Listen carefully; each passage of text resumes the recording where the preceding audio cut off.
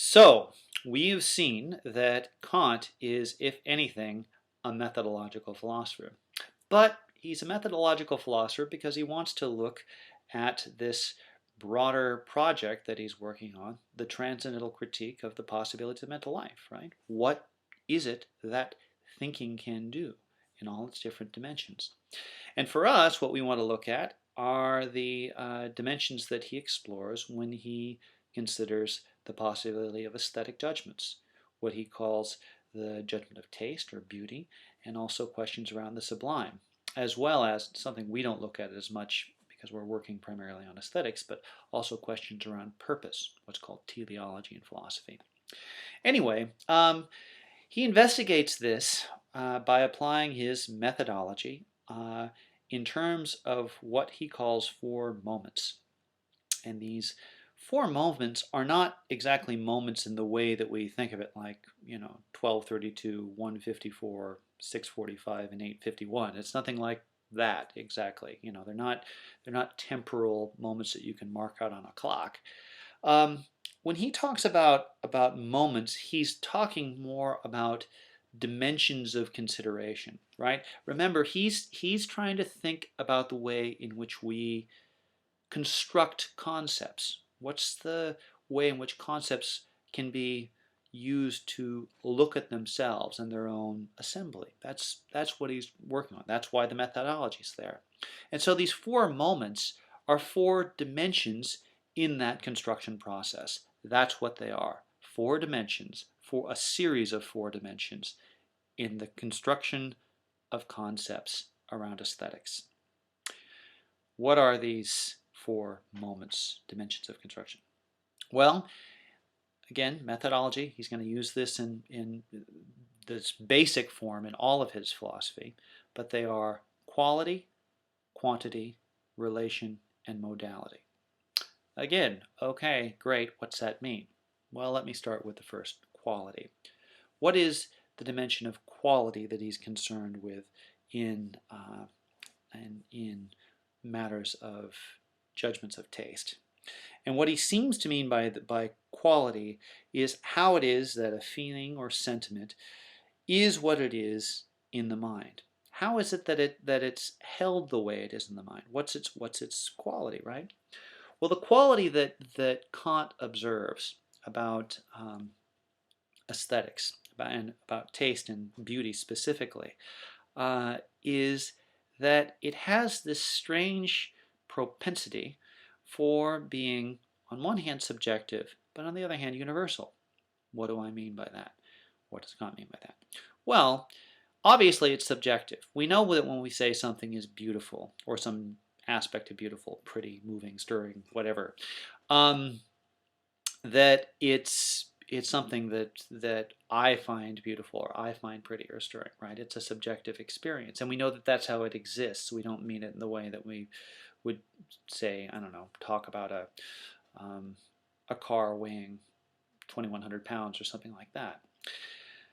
But while it's subjective in a really peculiar way. The quality of its subjectivity is universal. I mean, think about it. When you find something beautiful, you don't say, that's beautiful to me, unless you're asked specifically to qualify it. When you think about it being beautiful, you think about it being beautiful generally.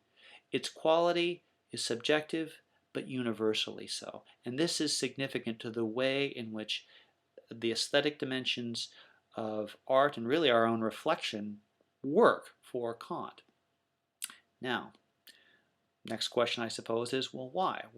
Why do aesthetic judgments have this universal subjective dimension to it, this peculiar universal subjective dimension to it? Brings us to the second moment, and the second moment here is, of course, quantity. Again, a slightly misleading term, because quantity isn't exactly 1, 2, 3, 4, 5 counting. This second moment, this second dimension of consideration, is how the feeling of beauty is distinguished from others in the mind. And one of the things that Kant observes about it is that this subjective universal feeling, which is so peculiar because it's kind of something that we hold in our mind to be true privately but still universally, is held that way because it is, as he puts it, objectless. That is to say, it's not about any particular concept or thing.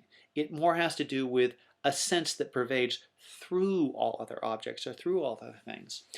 I know that still probably sounds rather abstract, but you know, an analogy that comes to my mind, and to be honest with you, I'm not sure it's a perfect analogy, but it might help you a little here, is think about the light in this room here. You know, I suppose on one hand you could say that the light is certainly coming in through my window over here and my light on the side.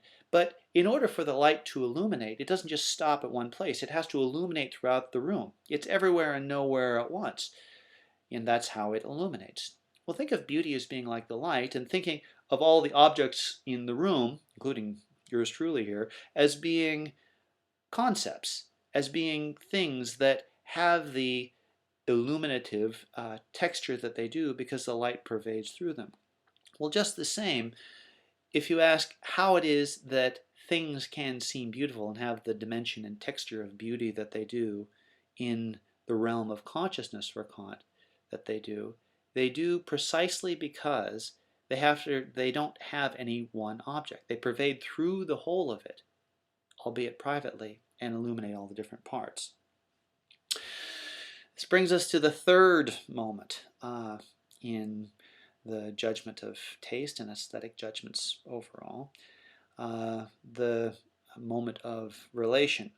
And again, when Kant talks about relation, this third moment, he means what does this feeling or sentiment have to do with in the mind? What's it relating to in the mind?